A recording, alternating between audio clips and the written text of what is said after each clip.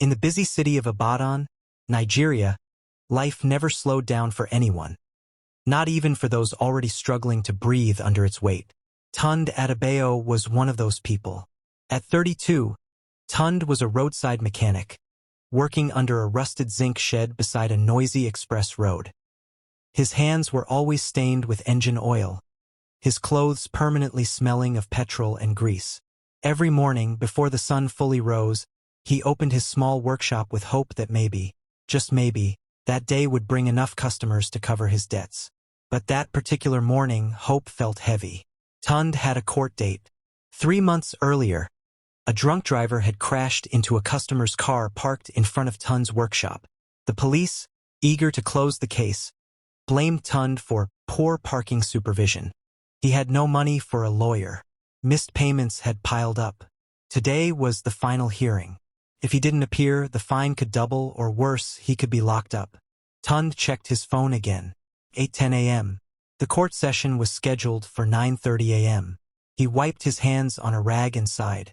"God help me today," he murmured. He locked his toolbox and prepared to leave when he heard a weak voice behind him. "Please, help me." Tunde turned.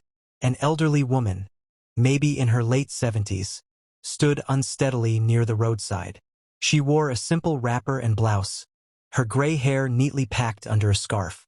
Her face was pale, her lips trembling. Before Tunde could reach her, she collapsed. People nearby shouted, "Ah, Mama! She fainted. Is she okay?" Tunde ran to her side, kneeling on the dusty ground.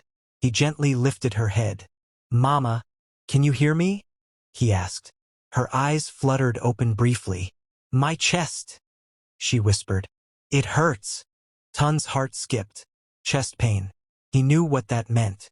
Someone shouted, "Call an ambulance." But in that part of Ibadan, ambulances were slow or never came. Tunde looked at the woman again. She was breathing shallowly. Every second mattered.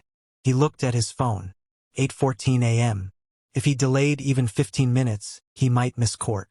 If he left her, she might die. Tunde stood up suddenly. "Help me lift her," he shouted. 2 men assisted him as he carefully carried the old woman toward his battered Toyota Corolla, parked nearby. The car barely worked, but it moved. As he laid her in the back seat, someone asked, "Oga, what about your work?" Tunde didn't answer. He jumped into the driver's seat and started the engine. As he drove off, his phone buzzed. A reminder notification. Court hearing, 9:30 a.m. He ignored it and pressed the accelerator. Traffic was terrible. Motorcycles zigzagged dangerously. Buses stopped without warning. Tunde's palms were sweaty as he kept glancing at the rearview mirror. "Mama, please stay with me," he said loudly. The old woman groaned softly. "I don't have money," she whispered weakly. "But, please, don't leave me." Tunde swallowed hard. "It's not about money, Mama," he said. "You'll be fine." They reached University College Hospital, UCH, just before 9 a.m. Tunde jumped out, shouting for help. "Nurse! Doctor! Emergency!"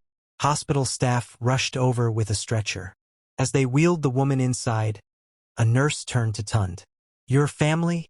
"No," Tunde replied. "I'm just the one who brought her." "Wait outside," the nurse said. Tunde sat on a plastic chair in the emergency corridor, his heart pounding. He checked his phone again. 9:07 a.m. Missed calls. One from the court clerk. Another from a number he didn't recognize. He exhaled slowly. "It's finished," he whispered. "I've missed it." An hour passed. Then 2. Finally, a doctor approached. "She's stable now," the doctor said.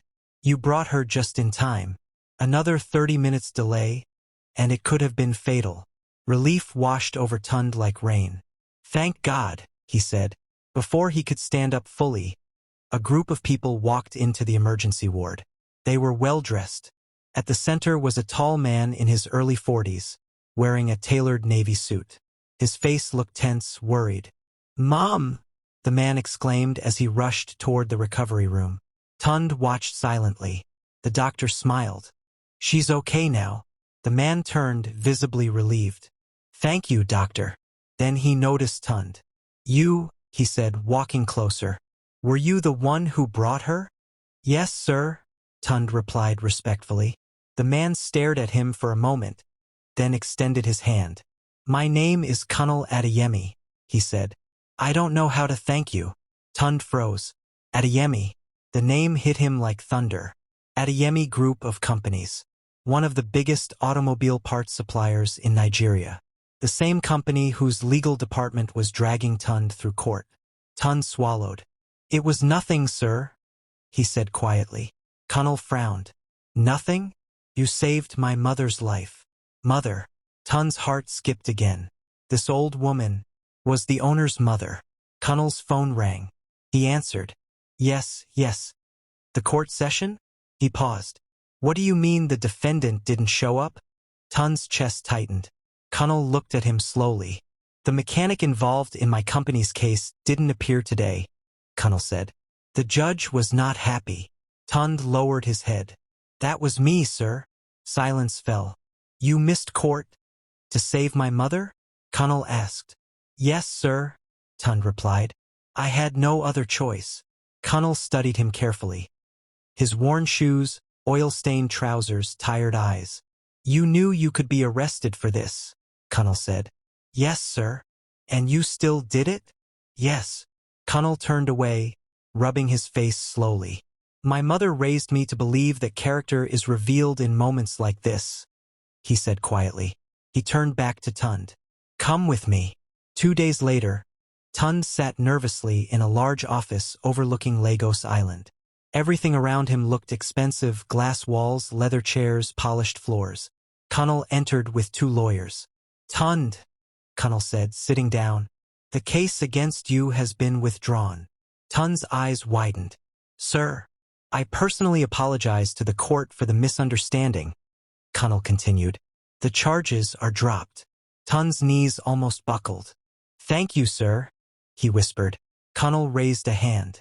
That's not all. He slid a document across the table. This is an employment contract, Colonel said. Our company needs someone with integrity, not just skills. You'll be managing a new community repair workshop under our brand. Tund stared at the paper, hands shaking. Me? He asked. Yes, Colonel said firmly. You chose humanity over fear. I can't ignore that. Tears filled Tund's eyes. My mother wants to see you, Colonel added. She asked for you by name.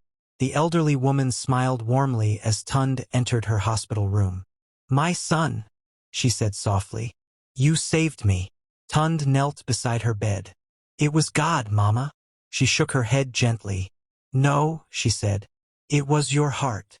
She held his hand. Never let this world harden you. Tund nodded, unable to speak. 6 months later, Tund stood in front of a newly painted workshop bearing a bold sign. Adeyemi Community Auto Care, Ibadan. Young apprentices worked under him. Customers trusted him. His life had changed, not because he chased wealth, but because he chose compassion. And every morning, before opening shop, Tund whispered the same prayer. Let me always choose what is right, even when it costs me everything.